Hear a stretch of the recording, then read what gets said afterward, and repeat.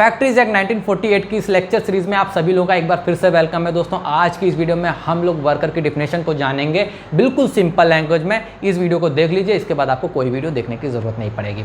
दोस्तों वर्कर की डिफिनेशन हम लोग कहाँ पे पाएंगे? फैक्ट्रीज एक्ट 1948 के सेक्शन 12 में पाएंगे। ओके, इतनी बात आप समझ लीजिए। अब बात करते हैं इसकी डिफिनेशन की। उससे पहले हम लोगों को यह जानना जरूरी है कि डिफिनेशन में क्यों पढ़नी चाहिए। देखिए, फैक्ट्रीज एक्ट 1948 का जब हम लोग ऑब्जेक्ट पढ़ते हैं दोस्तों, तो उस ऑब्जेक्ट में क्या कहा जाता है? उस ऑब्जेक्ट में कहा जाता है कि जो एक्ट आया था फैक्ट्रीज एक्ट 1948, ये वर्कर के लिए ही आया था, वर्कर के वेलफेयर के लिए आया था, वर्कर के सेफ्टी प्रोविजन के लिए आया था, वर्कर की सेफ्टी के लिए आया था। तो कहने का मतलब ये पूरा एक्ट वर्कर के लिए ही आया था।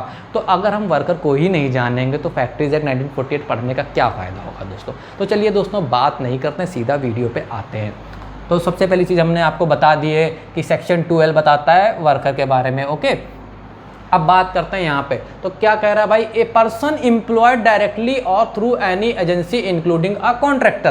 कह रहा है कि अगर किसी पर्सन को आप एम्प्लॉयड कर रहे हैं, ऑक्यूपायर किसी पर्सन को एम्प्लॉयड कर रहा है, तो दो तरह से कर सकता है। या तो डायरेक्टली कर सकता है, भाई डायरेक्टली कर देगा, या किसी एजेंसी की हेल्प ले लेगा, कहेगा भाई मेरे पास समय नहीं है, मुझे प्लीज़ इतने लोगों की रिक्वायरमेंट, इतने वर्कर की आप मुझे ला के दे दो, बदले में आपका जो भी कमीशन होगा हम आपको दे देंगे। ओके, ये दो तरीके हो गए।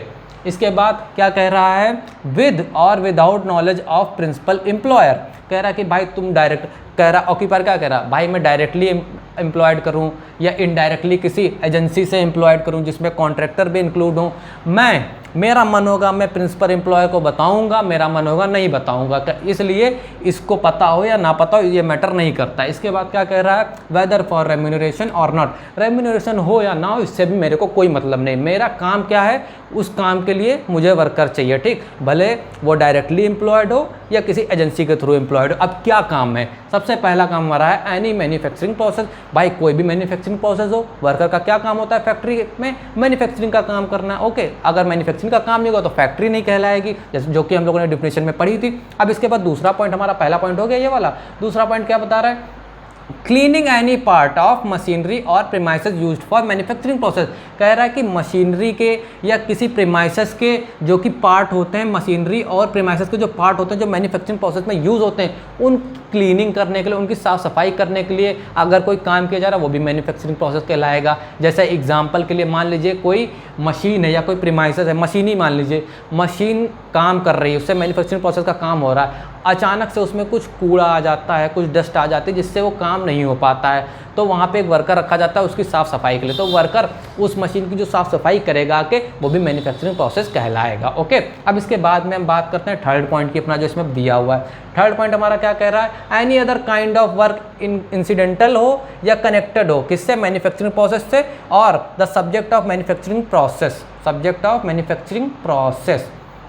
इसमें थर्ड पॉइंट हमारा क्या कह रहा है कि कोई भी किसी भी तरह का काम हो वो कनेक्टेड होना चाहिए, किससे? मैन्युफैक्चरिंग प्रोसेस से कनेक्टेड होना चाहिए। फॉर एग्जांपल के लिए मान लीजिए मशीन्स चल रही हैं फैक्ट्री में, मैन्युफैक्चरिंग प्रोसेस का काम हो रहा है, अचानक से कोई मशीन बंद हो जाती है, किसके चलते हुए? किसी डीजल के चलते हुए या किसी ऑयल के चलते हुए। तो वहाँ पे एक वर्कर रखा जाता है कि भाई तेरा एक काम है कि जैसे ही इसमें ऑयल ख़त्म हो तुमको ऑयल डालना होगा। तो ये क्या हुआ? ये मैन्युफैक्चरिंग प्रोसेस से रिलेटेड काम है, ये कनेक्टेड काम है, तो इसको मैन्युफैक्चरिंग प्रोसेस कहेंगे। इसलिए ये हो गई वर्कर की डिफिनेशन। एक बार फिर से हम लोग फटाफट से एक बार रिपीट कर लेते हैं। कह रहा है कि किसी ऑक्यूपायर जो होता है किसी भी पर्सन को डायरेक्टली एम्प्लॉयड करे या किसी एजेंसी की हेल्प ले जिसमें कॉन्ट्रैक्टर भी इंक्लूड हो सकता है, वो प्रिंसिपल एम्प्लॉयर को बताए या ना बताए, रेम्यूनरेशन हो या ना हो, डज नॉट मैटर। क्या वर्कर का काम होना चाहिए? मैन्युफैक्चरिंग प्रोसेस होनी चाहिए। उसमें बता रहा है कि किसी भी पार्ट में मशीनरी या प्रीमाइसेस के किसी भी पार्ट जो कि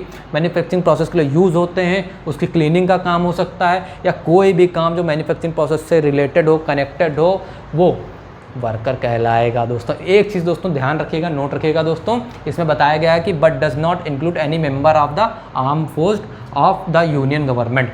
इसमें बताया जा रहा है कि जो भी हमारे आर्मी के लोग होते हैं यूनियन गवर्नमेंट के, उनको इंक्लूड नहीं किया जाता है दोस्तों। ओके, तो दोस्तों आई होप दोस्तों आपको ये वीडियो पसंद आई होगी दोस्तों। वीडियो लाइक करिएगा, चैनल सब्सक्राइब करिएगा दोस्तों, एंड बताइएगा दोस्तों फैक्ट चेक 1940 की लेक्चर सीरीज़ में आपके क्या रिव्यू हैं दोस्तों, आपको कैसा लग रहा है हमसे पढ़ते हुए। आई होप दोस्तों आपको वीडियो पसंद आएगी दोस्तों। इन सभी चीज़ों के नोट्स मैं अपने टेलीग्राम चैनल पे शेयर कर देता हूं दोस्तों, अभी कभी आप उसको ज्वाइन कर लीजिएगा @legalglossary, लिंक डिस्क्रिप्शन में मिल जाएगी, या डायरेक्टली सर्च कर सकते हैं @legalglossary। Thank you so much दोस्तों।